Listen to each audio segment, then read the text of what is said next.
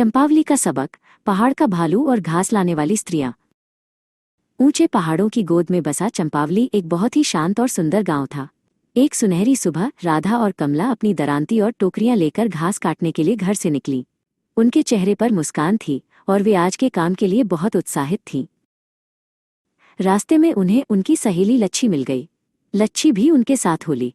तीनों सहेलियां बातें करती और लोकगीत गुनगुनाती हुई घने जंगल की ओर बढ़ने लगीं। उन्हें पता था कि सबसे अच्छी और मुलायम घास जंगल के उस हिस्से में मिलती है जहां बहुत पुराने पेड़ हैं। जंगल के अंदर ठंडी हवा चल रही थी। राधा और लच्छी एक ढलान पर झुककर फुर्ती से घास काटने लगी। उनकी टोकरियां धीरे धीरे भरने लगी थीं। वे अपनी बातों में इतनी मग्न थीं कि उन्हें आसपास की आवाज़ों का एहसास ही नहीं हुआ। अचानक पास की झाड़ियों में एक जोरदार सरसराहट हुई। राधा ने ऊपर देखा और उसके हाथ से दरांती छूट गई। सामने एक विशाल काला भालू खड़ा था।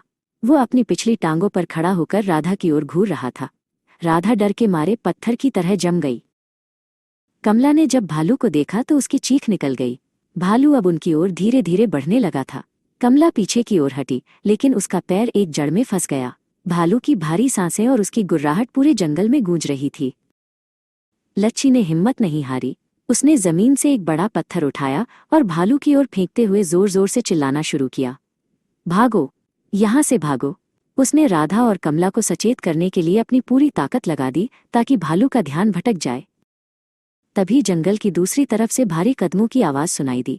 गांव के दो बहादुर आदमी माधव और बिशन शोर सुनकर वहां पहुंच गए।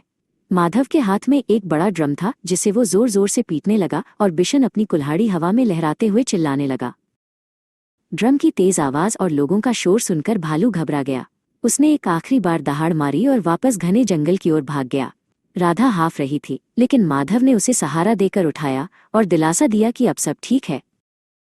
शाम को चंपावली गांव में एक बड़ी सभा हुई। सरपंच जी ने तीनों स्त्रियों की हिम्मत की सराहना की, लेकिन साथ ही सबको चेतावनी भी दी। उन्होंने समझाया कि प्रकृति जितनी सुंदर है उतनी ही खतरनाक भी हो सकती है यदि हम असावधान रहें।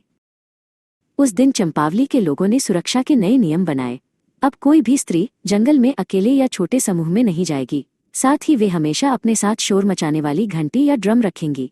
राधा और लच्छी ने मुस्कुराते हुए एक दूसरे का हाथ थामा। उन्होंने जान लिया था कि एकता और सावधानी ही उनकी सबसे बड़ी ताकत है।